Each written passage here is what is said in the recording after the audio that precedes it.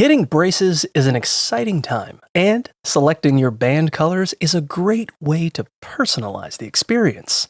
For the most flattering look, darker colors like navy blue, deep purple, or black are often recommended because they create a high contrast that makes your teeth appear whiter, and they are also less likely to show stains.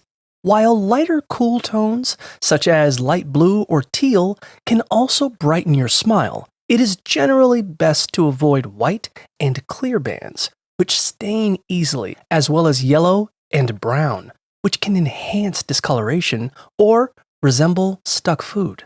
Ultimately, your choice should reflect your personal style and preferences, whether you choose to mix and match colors or select a shade that complements your skin, eyes, or hair color. However, if you choose clear or white, be sure to maintain them diligently by brushing at least 3 times a day and avoiding staining beverages.